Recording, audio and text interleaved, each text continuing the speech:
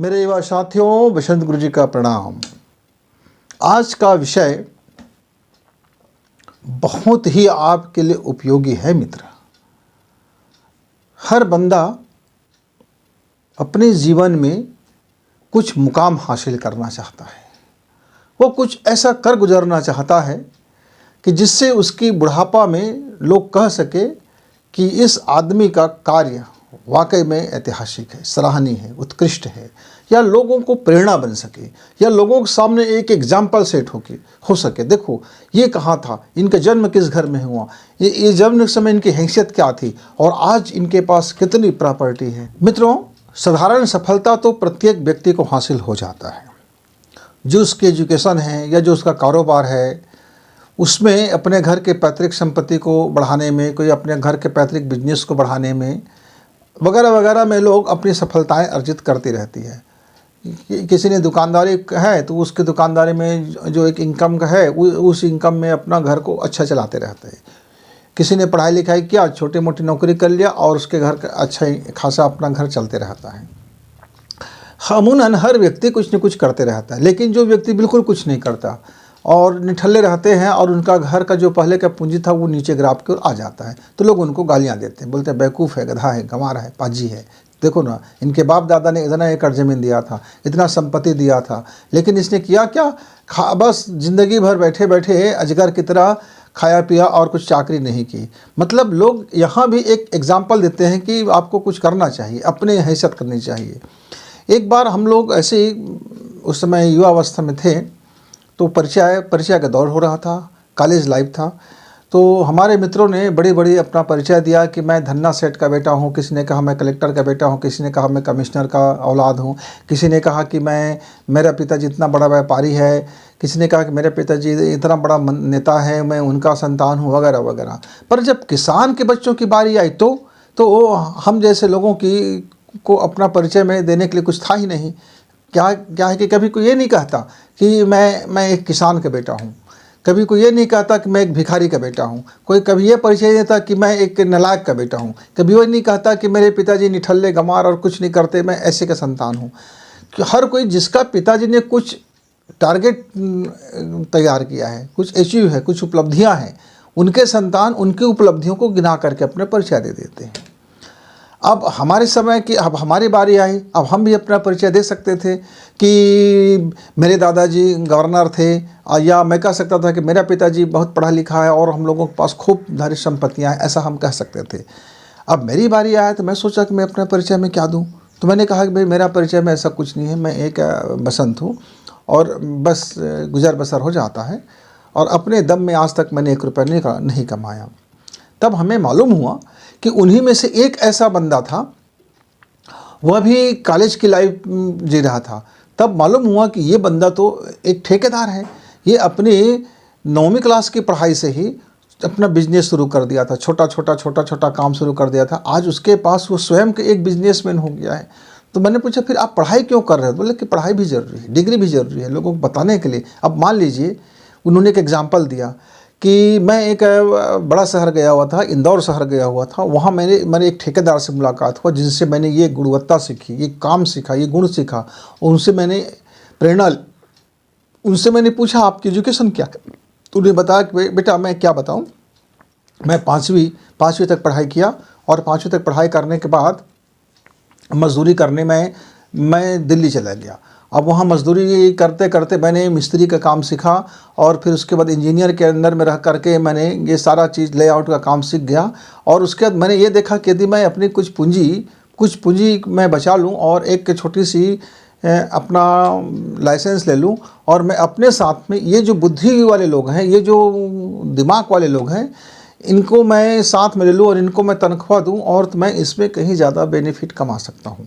क्योंकि उसको लागत मूल्य मालूम हो गया था, मजदूरी मूल्य मालूम हो गया था, सारा चीज़। और उन्होंने बताया कि उसके बाद उन्होंने एक अपना ज़मीन जायदाद खेत इत्यादि जो था उसको बोला कि हमने बेच दिया। बेचने के बाद हमने एक छोटी कंपनी डाल ली, और उसके अंदर में आज 16 इंजीनियर्स काम करते हैं और 3 बड़े बड़े साइट्स को वो देखते हैं। और एक बहुत बड़ा अब वो सेठ हो गया है, मैंने बहुत बड़ा एक पूंजीपति हो गया है। और गांव के लोग, उनके उनके जाति के लोग, उनके समाज के लोग और उनके आसपास के लोग उनको मुख्य अतिथि बनाते हैं, उनकी बड़ी आवभगत करते हैं। वो लोगों के लिए एक ऐतिहासिक उपलब्धि को प्राप्त कर लिया है। क्या था? उनके उनके पिताजी के पास मजदूरी का कार्य था। ज़मीन तो थे 10 एकड़, लेकिन ज़मीन 10 एकड़ में कोई ऐसा ज़मीन नहीं था जिसको हम पड़त भूमि बोलते हैं। पड़त भूमि था, कोई भूमि उर्वरा शक्ति वाला नहीं था, किसी भूमि में कोई दम नहीं था। और उसके संतान थे, ये भी पढ़ा लिखा नहीं था उतना, ये मजदूरी भी करते, लेकिन आज अपने बच्चे को डॉक्टर इंजीनियर बना रहे हैं और बड़े बड़े अपनी कंपनी को इतनी ऊंचाई पर ले गए हैं कि लोगों को भरोसा नहीं होता है। तब उस मेरे मित्र ने बताया कि मैंने जब उनसे मेरा मुलाकात हुआ, उनकी जब जीवनी में पढ़ा, और बचपन से मेरा रुचि था इस बिल्डर्स के क्षेत्र में, इस ज़मीन के क्षेत्र में और इस कमाई के क्षेत्र में। मैं चाहता था कि मैं एक बड़ा अपना कमाई के जरिया के कोई साधन बनाऊं। तब मैंने उनसे सीख करके मैं अपना खुद का बिजनेस कर रहा हूं। तब वहाँ जितने भी हम लोगों ने परिचय दिए थे, उनमें से सबसे ज़्यादा यदि किसी का परिचय वजनदार था तो उस मित्र का था जो अभी अपना परिचय बना लिया था। हम लोगों का कोई परिचय नहीं बना था। अब लोगों ने खूब तालियां बजाई। जैसे तालियां बजाई तो मेरे दिमाग में एक सर्किट ऐसा हो गया कि मेरा दिमाग का पेच ज़रा ढीला हो गया। ज़्यादा टाइट हो गया तो ढीला हो गया, क्योंकि ज़्यादा टाइट हो जाता है कोई स्क्रू तो अंत में उसकी चूड़ी मार खा जाता है, और ढीला हो गया। मैं सोचने लगा, यार इनकी उपलब्धियों पर लोग खुद तालियां बजा रहे हैं। अच्छा, तब तालियां बजाने से क्या मैं इसके जैसी उपलब्धि हासिल कर लूँगा? तो मेरे दिल से उत्तर आया, नहीं। तालियां आप बजाइए, ठीक है, उनकी उपलब्धियों पर आप तालियां बजाइए, प्रशंसा भी कीजिए। अच्छा, तो मेरे एक मित्र ने उससे बड़ी नफरत भरी निगाह से देखा। बोले कि इससे इतना तो मेरे पिताजी एक माह में कमा लेता है जितना ये साल भर में कमाता है, और ये अपनी बड़ी डींग मार रहा है कि वो इतना बड़ा बिजनेस कर लिया। उसकी मैंने नफरत को देखा।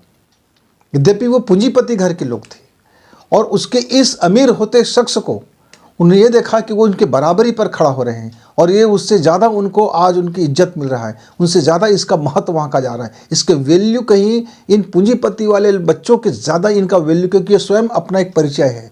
शेष का परिचय उनके माता पिता से थी, कहीं न कहीं उनके माता पिता से, लेकिन इसका अपना स्वयं का परिचय था कि वो एक क्या कर रहा है। बिजली की तरह दिमाग में कौन गया कि अपना वैल्यू क्या है। तो ताली बजाने से भी मेरा वैल्यू नहीं बढ़ेगा, गाली देने से भी मेरा वैल्यू नहीं बढ़ेगा। लेकिन गाली देने से हो सकता है कि मेरा वैल्यू कम हो जाए, क्योंकि मैंने एक प्रतिभा को गाली दिया, मैंने एक धनपति को गाली दिया, मैंने एक समृद्धशाली को गाली दिया, तो गाली लौट कर आएगा। यद्यपि प्रशंसा करने से भी मैं धनवान नहीं बनूंगा या कामयाब नहीं बनूंगा, मेरे पास खास उपलब्धि नहीं होगा, लेकिन प्रशंसा का गुण लौट के आएगा। तो हो सकता है कि मैं जिस समय कमज़ोर महसूस करूं, उस समय किसी के द्वारा प्रशंसा मुझे मिल जाएगा तो मेरे उत्साहवर्धन हो जाएगा। तो कम से कम गालियाँ तो ना दिया जाए, प्रशंसा तो कर ली जाए। और तालियाँ तो लोग हर उपलब्धि पर बजाते हैं, तो तालियाँ तो बजानी ही चाहिए। मतलब एक करतल ध्वनि होनी चाहिए जिससे उसके अंदर में गदगद खुशी हो जाता है। तो मेरे मित्र कई लोग तालियां बजाते रहते हैं, कई लोग उसकी डायरी नोट कर लेते हैं कि आपने कैसे कैसे किया, एक कहानियां लिख लेते हैं कैसे कैसे उन्होंने किया, और दुनिया में उनकी कहानियां बताते फिरते हैं, दुनिया में उनकी गुणगान गाते फिरते हैं। लेकिन वो हमेशा फिर रोना रोता है कि भाई मैं कभी धनवान नहीं बन सका, ये आदमी कैसे बन गया होगा। हमने तो इनकी बड़ी तालियाँ बजाई, हमने तो बड़ी प्रशंसा की, हमने तो बड़े इनके कसीदे कढ़े, लेकिन नहीं हो सका। मित्रों, तो यहाँ सवाल ये है, यदि आपके पास छोटी छोटी उपलब्धियों से यदि आप खुश हैं, आप अपने लिए कोई मानक स्टैंडर्डता नहीं तय कर रहे हैं, आप अपने लिए अपने को रोज़ का रोज़ खराब तराश नहीं रहे हैं, आज आप अपनी वैल्यू बढ़ाने के लिए खुद की मार्केटिंग नहीं कर रहे हैं, खुद की वैल्यू नहीं बढ़ा रहे हैं, खुद को नया टारगेट नहीं दे रहे हैं, खुद को कुछ ऐसा करने के लिए नहीं उकसा रहे हैं जिससे आपकी पहले से कद और ऊपर हो जाए। आपने अपने बिजनेस से, अपनी पढ़ाई से, अपनी लिखाई से, अपनी प्रतिभा से, अपनी योग्यता से, आप जिस पद पर हो, जिस काम पर हो, यदि आपके वहाँ कंपटीशन नहीं है तो फिर आप कैसे आगे बढ़ोगे। तो आप अपने स्वयं से कॉम्पिटिटर चुनो कि आपका कंपटीशन अब किससे होने वाला है। वो कोई व्यक्ति से डायरेक्ट कंपटीशन मत करो, देखो तो उसकी उपलब्धि और आज आपकी उपलब्धि क्या है, आज कौन से अब तक तरकीब बना करके आप इस उपलब्धि को, अपनी उपलब्धि को और आगे बढ़ा सकते हो। मैंने सदैव अपने ही रेखा को, अपने ही कार्यकलाप से उसको छोटा करते जाइए। यानी धीरे धीरे आपका ही द्वारा लकीर खींची गई। आपने जब बड़ी लकीर खींच ली तो वो छोटा लकीर हो गया, लेकिन इससे उसका घाटा नहीं हो रहा है, क्योंकि आपका निरंतर वृद्धि और वृद्धि और वृद्धि की तरफ जाता जाएगा। मित्रों, तो हम किसी व्यक्ति को, जो समृद्धशाली व्यक्ति है, जो सक्सेस व्यक्ति है, जो कामयाब व्यक्ति है, जिसने बड़ी अचीवमेंट कर लिया है, हम ऐसे शख्स से ना नफरत करें, ना घृणा करें, ना उनको गालियाँ दें, ना उनके बारे में हम बकवास करें, बल्कि हम देखें तो सही कि इस व्यक्ति ने अपनी प्रतिभा का कैसे इस्तेमाल किया। ये कैसे समझा कि मैं इसकी चयन करूंगा, इस क्षेत्र में मैं अपना चयन करूंगा तो मैं अपना सर्वाधिक 100% कर सकता हूं। मेरा प्रीतिकर बिजनेस क्या है, मेरा प्रीतिकर सब्जेक्ट क्या है, मेरा रुचिकर कार्य क्या है, मैं किस चीज़ में मेरी प्रतिभा है और किस चीज़ में मैं दिलो जान से मैं काम कर सकता हूँ। तो पहला काम है अपने प्रतिभा को समझना, अपने खूबी को जानना और अपने सामर्थ्य को समझना और अपने लिए एक विषय चुनना, अपने लिए एक मार्ग चुनना, अपने लिए एक बिजनेस चुनना, या अपने लिए एक पढ़ाई चुनना, या अपने लिए एक पद को चुनना कि हाँ मैं ये पद में जा सकता हूँ। एक नौजवान मित्र थे, अभी वो 2-3 साल पहले की बात है। वह अपनी पढ़ाई कर रहे थे, वह इंजीनियरिंग की पढ़ाई कर रहे थे, वह सॉफ्टवेयर इंजीनियरिंग की पढ़ाई कर रहा था। उनसे मेरी मुलाकात हुआ। मैंने उनसे पूछा कि बेटा तुम ट्रेन में सफ़र कर रहे थे, तो सफ़र के दौरान में वो हमसे मिल गया था, मेरे बाजू वाले सीट में बैठे हुए थे। तो मैंने उनसे पूछा, बेटा आप पढ़ाई करने के बाद तुम्हारा लक्ष्य क्या है? तो उन्होंने कहा कि मेरा लक्ष्य है सुंदर पिचई से मैं ज़्यादा का सैलरी वाला पैकेज में मैं एक दिन जाऊँ। अच्छा, मतलब सुंदर पिचई तो इंजीनियरिंग का काम नहीं किए थे, वो तो मैनेजमेंट का काम देखते हैं। बोले ठीक है ना, मतलब मेरा योजना है कि मैं उनसे ही समकक्ष जैसे एक सीईओ पद पर पहुंच जाऊं और मैं जिस क्षेत्र में हूं उस क्षेत्र में मैं अपनी इतनी प्रतिभा को दिखाऊं। इसके लिए मैं कड़ी मेहनत कर रहा हूं। मेरा कंपटीशन मेरे से खुद से है। अच्छा, अब आपका मान लीजिए किसी कंपनी में ऑफर आता है, तब क्या करोगे? तब उन्होंने ये कहा कि मैं सीधा ऐसे ही कंपनी को चॉइस करूँगा जो ऐसे कंपनी में अपॉर्चुनिटी बहुत ज़्यादा होते हैं, अवसर वहाँ वो अवसर ही अवसर रहते हैं, हम उसको बस देखने की ज़रूरत होता है। अब मान लीजिए मैं बहुत छोटा कंपनी चॉइस कर लिया, तनख्वाह ज़्यादा रहेगा या कम रहेगा या कोई बात नहीं, तो उसके पास अपॉर्चुनिटी ही कम रहेगा, अवसर ही कम रहेगा, तो मैं अपने प्रतिभा को वहाँ साबित कैसे कर पाऊँगा? इसलिए मैं पहले से ही डिसाइड करूँगा कि मैं एक अपने अनुसार से जो मैं 4-5 कंपनियों की लिस्ट बना के रखा हूँ, ये 4-5 कंपनियों से यदि मुझको ऑफर आ जाता है तब तो मैं चला जाऊँगा, और यदि नहीं आता है, मेरी हो सकता है मेरी प्रतिभा उतना उनको समझ न आए, तो फिर मैं क्या करूँगा? मैं उसके अनुसरण करूँगा जिसने कई कंपनियों में जा कर के वो नौकरी की तलाश किया, लेकिन कोई कंपनी वाले उसको योग्य नहीं समझा, योग्य समझा ही नहीं। लेकिन एक दिन ऐसा आया कि उन्होंने अपनी स्वयं की कंपनी डाला और ऐसे कंपनियों को टेक ओवर कर लिया। तो मेरी प्रेरणा स्रोत तो वो है कि आपकी प्रतिभा को कोई नहीं समझ पा रहा है तो भी निराश होने का नहीं है। हम अपनी प्रतिभा का फिर अपना नियोजन करना सीखेंगे। और मित्रों, इतिहास में दुनिया में जानते हैं आप लोग कि किस तरह से एक विदेश का एक शख्स था जिसको सारी कंपनियां ठुकरा दिए थे, और अंत में जब उन्होंने अपनी कारोबार शुरू किया अपनी प्रतिभा के दम पर, उसने तमाम बहुत बड़ी बड़ी कंपनियों को टेक ओवर कर लिया और इस दुनिया का सबसे कामयाब व्यक्ति में, सबसे शानदार व्यक्ति में, और इतने ज़्यादा उपलब्धियों से भरा उसकी लाइफ के बारे में कहानियाँ फेमस हैं। कहानियाँ फेमस है, आप ज़रा तलाश करना, आपको ऐसे कितने भी एग्जाम्पल्स मिल जाएंगे जिनकी उपलब्धियों की ऐसा लगता है संभव नहीं होगा, संभव नहीं होगा। मित्रों, हर क्षेत्र में होता है। हमारे गुरुदेव ने साहित्य लिखना जब शुरू किया तो अमूमन एक साहित्यकार साल भर में एक अपना सृजन कर सकता है। मान लीजिए मेरी उम्र 60 साल की है, तो मेरी उम्र 60 साल की है, तो यदि मैं 15 साल की उम्र में लिखना शुरू भी करूँगा तो 45 साल में मैं 45 पुस्तक लिख सकता हूँ। बहुत ज़्यादा मेरे अंदर में बहुमुखी प्रतिभा की क्षमता हो गया तो मैंने 90 पुस्तक लिख दिया, और मैं बहुत ज़्यादा इंटेलिजेंट हो गया, कंप्यूटर माइंडेड हो गया, तो फिर मैं 200 पुस्तक लिख दूँगा। और इससे भी बहुत बड़ा ऐसा हो जाएगा कि मैं बहुत धन्ना सेठ जैसा मेरा माइंड है, मेरे पास सारी तकनीकी है और मेरे पास बहुत बड़े तंत्र है, तो मैं ज़्यादा से ज़्यादा कितना लिख दूंगा? 500 पुस्तक लिख दूंगा, 500। उसमें भी कोई रिसर्च वाला नहीं होगा, या मैं एक रिसर्च करना शुरू करूँगा तो जीवन में मैं कोई एक आख रिसर्च कर पाऊँगा, बहुत ज़्यादा हो गया तो 2-3 रिसर्च। आपने देखते हैं ना कि PhD किया, रिसर्च किया। लेकिन हमारे गुरुदेव ने जब साहित्य लिखना शुरू किया मित्रों, तो इतने सारे साहित्य लिख दिया, इतने सारे साहित्य लिख दिया कि एक व्यक्ति अपने जीवन काल के 60 बरस में 60 बरस में वो अपने जीवन के 600 बरस जितना साहित्य लिख करके वो चले गए।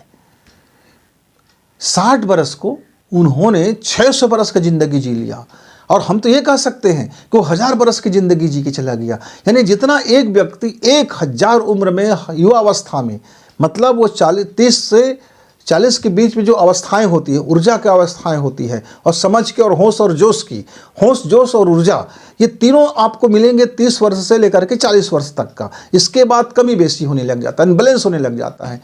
इसके जैसे, इस उम्र के बच्चे जैसे, युवा जैसे हमारे गुरुदेव ने अपना लेखन कार्य किया और फिर मिशन की स्थापना किया। इतनी बड़ी गायत्री महाविज्ञान दे दिया, इतनी बड़ी कितने खंडपीठ, कितने हजारों और लाखों लोगों के साथ मिलना जुलना और इतनी बड़ी चीज़ें तैयार कर देना, कल्पना से भी उस पार।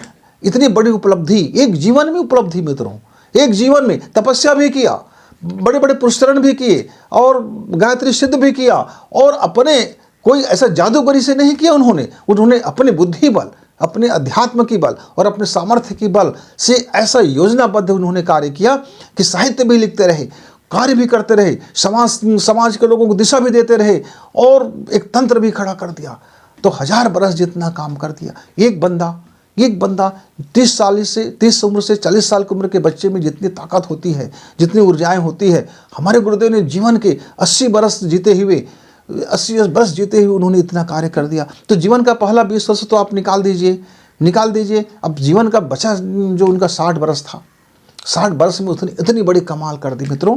तो यदि आप बड़ी उपलब्धि को पाना चाहते हो, बड़े कुछ अचीव करना चाहते हो, तो आपको सदैव 30 साल से 40 साल के बीच के अवस्था के मनुष्यों की जितना ऊर्जा होती है, जितना सोच होता है, जितना विचार होता है, जितना बैलेंसिंग होता है, और जिसमें जितना उसमें होश होता है, जितनी परिपक्वता होती है, और होश जोश और परिपक्वता, बुद्धि बल, मानसिक बल, शारीरिक बल, और उसके बाद धन का बल, अध्यात्म का बल, ये सारी चीज़ों को आपको समझना होगा। आप तालियां बजाइए, केवल तालियां बजाने से आप उपलब्धि हासिल नहीं कर सकते, और गालियां देने से तो बिल्कुल उपलब्धि हासिल नहीं कर सकते, और जलन करने से भी नहीं हो सकते, आप किसी के कुढ़ने से भी नहीं हो सकते, चिढ़ने से भी नहीं हो सकते।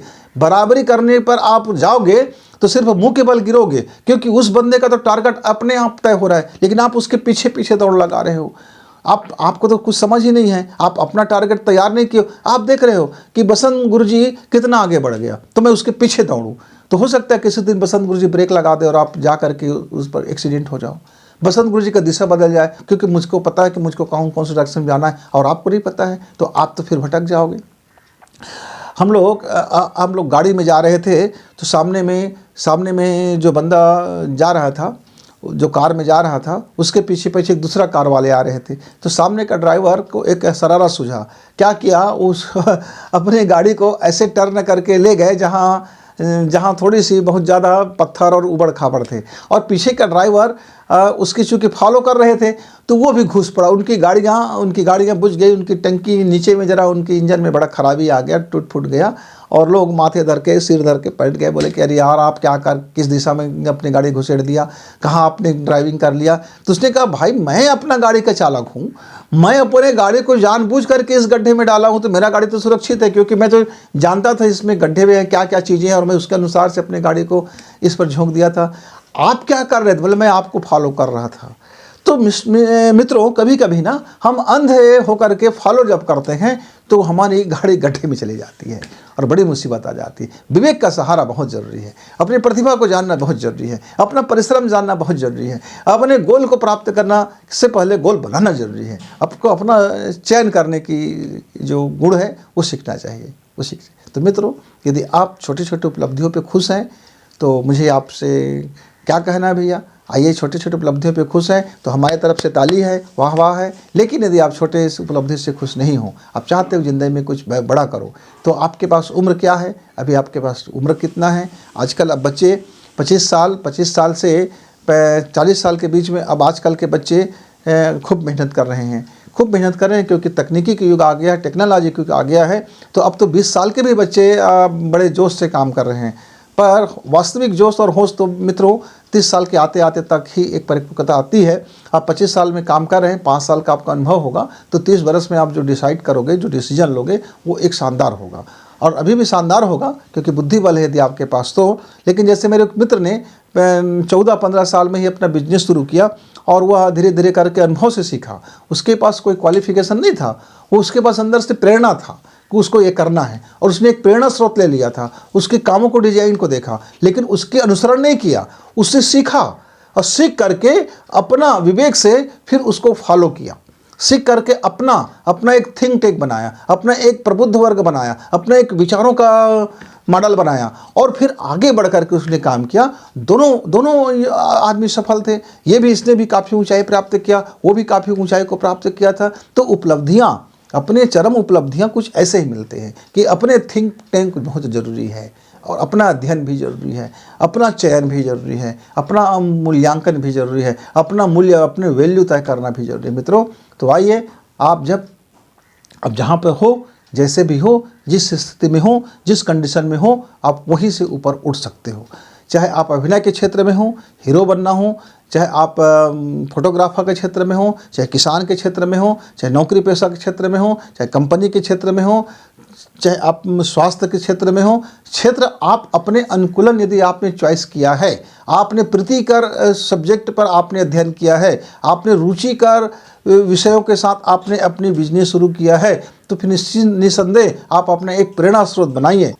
तो मेरे मित्रों, यदि आप एक विशेष उपलब्धि को प्राप्त करना चाहते हैं, एक अचीवमेंट बनना चाहते हैं, अचीवर बनना चाहते हैं, और अपनी एक लक्ष्य, तो छोटे छोटे उपलब्धियों को जब आप टारगेट को पूरा करते जाओगे, तब जाकर के एक बड़ी उपलब्धि की ओर बढ़ेंगे।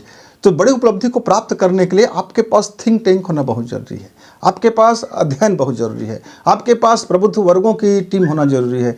यानी आपके पास एक ऐसे लोग हो जो इसकी विश्लेषण करे और उसका डिजाइन बनाए और उस पर अपना मानसिक रूप से और शारीरिक रूप से और धन के रूप से उसको इन्वेस्ट उस पर करे, और सही समय पर और सही जोश के साथ और पूरे होश के साथ, यानी विवेक का सम्मान, तो आप देखेंगे कि आप एक बड़े उपलब्धि को आपने प्राप्त कर लिया है। तो जब तक आप अपनी बड़ी उपलब्धि की ओर आप अपना मेहनत करें, तब तक गुरु जी को विदा। नमस्कार, धन्यवाद।